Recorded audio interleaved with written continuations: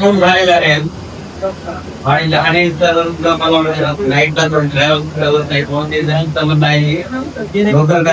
करायला होतं समोर त्याच्या विनंतीला मानवतो त्या ठिकाणी मस्त समजतो.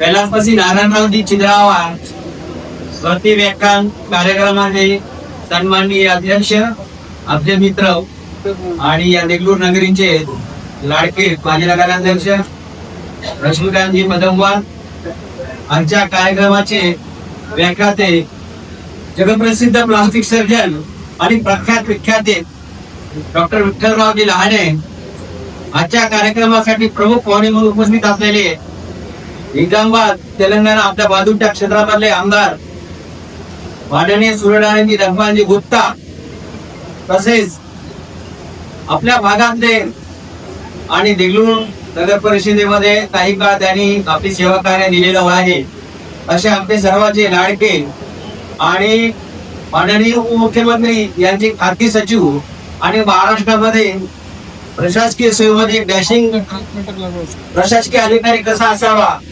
याचा प्रत्यय आणून देणारे आमचे बालाजीराव पाटील ठकावकर ते आता रस्ते विकास महामंडळाचे सुद्धा महाव्यवस्थापक आहे आणि बालाजीराव आहे आणि उपस्थित कार्यक्रमाला सर्व सन्माननीय बंधू आणि भगिनीनो. समय नदी की ओर धार है, समय नदी की ओर धार है, इसमें सब कुछ बह जाया करता है मगर होते हैं कुछ नाम जो इतिहास रचाया करते हैं.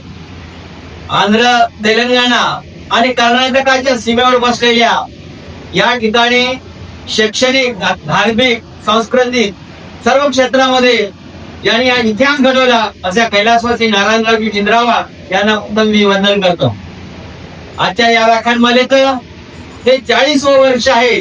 हा 40 वर्षाचा प्रवास अत्यंत खडतर प्रवास आपल्या सर्वांच्या आशीर्वादानं सहकार्यानं संधीच्यामुळे आम्ही पूर्ण केलेला आहे. आणि विशेष म्हणजे सर आम्ही ही 2 मे तारीख आजपर्यंत कधीच बदललेली नाही. मध्ये कोविडचा कार्यकाळ होता, व्याख्यानमाला शासनाचे निर्बंध होते की जमावबंदी करता येत नव्हती, लोकांना एका ठिकाणी बसता येत नव्हतं. त्यावेळेस आम्ही ही व्याख्यानमाला ऑनलाईन पद्धतीनं 2 वर्ष राबवली.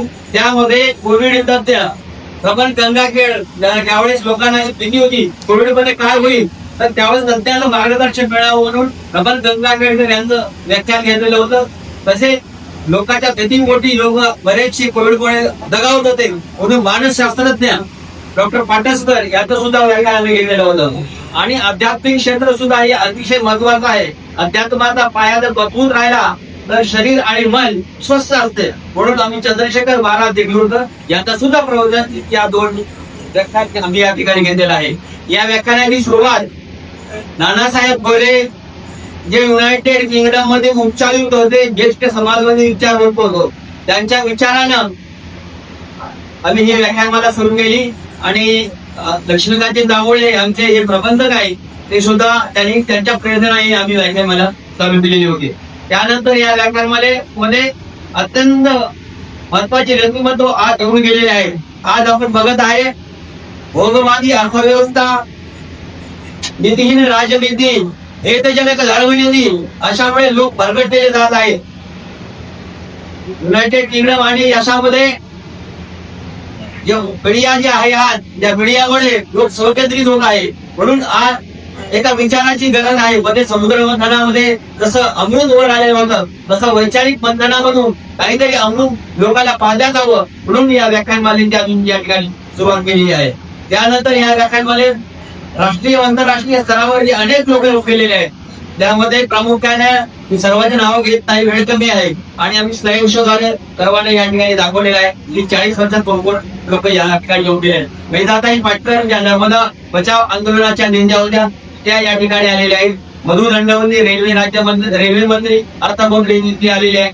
सिने अभिनेते निळू फुले, सदाशिव अमरापूर या ठिकाणी आलेले आहेत. बाबा आमटेचे चिरंजीव डॉक्टर विकास आमटे आलेले आहे. अनेक क्षेत्रामध्ये लोक आम्ही या ठिकाणी करण्याचा आमचा हा प्रयत्न राहत आहे. आज ज्यांच्या नावाने व्याख्यान मला चालू केलेली आहे त्याच्यामध्ये मला थोडं शब्द या ठिकाणी बोलणं गरजेचं आहे. कारण कैलासवासी नारायणरावजी छिंद्रावा यांनी या देगलूर शहरामध्ये ज्या काही योजना राबवलेल्या आहेत त्या काळामध्ये आजही या योजनेचा फायदा लोकांना होत आहे. या ठिकाणची नगर परिषद त्या काळामध्ये संपूर्ण भारतामध्ये काँग्रेसची एक कलमी हाती सत्ता होती.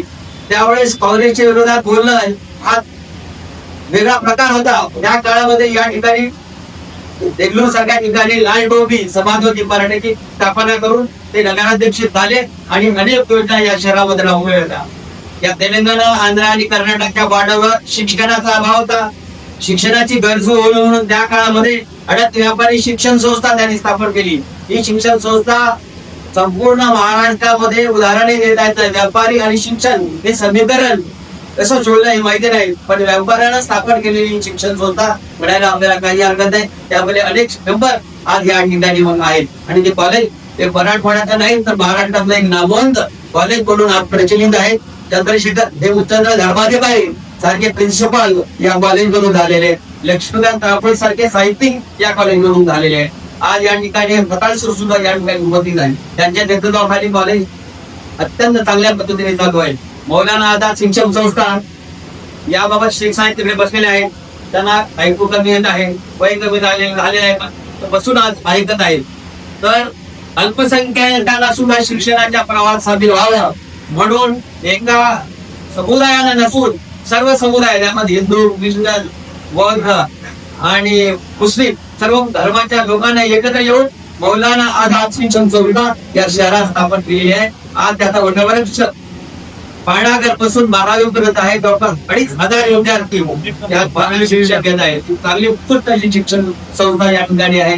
या सभागृहात आपण बसलेला आहे. नगरेश मंदिराचं सभागृह हे त्यांच्याच काळात आलेलं आहे. अशा अनेक गोष्टी आहेत, सांगायला वेळ कधी आहे, त्यामुळे मी जास्त वेळ आपला घेत नाही. आणि आज आम्हाला हे व्याख्याते मिळालेले आहेत. विठ्ठलरावजी लहाने यांना मी विनंती केलेली होती. आमच्या विनंतीला एकच मिनिटात त्यांनी मान्यता दिली आणि ते मला मी देगलूरला येतो आणि त्यांचे चाहते आज या देगलूर शहरामध्ये खूप आहे. त्यांचे मोठे बंधू डॉक्टर तात्याराव लहाने पद्मश्री हे 2 वर्षापूर्वी येऊन गेले आहेत. यांचं सुद्धा वक्तृत्व अतिशय सुंदर आहे.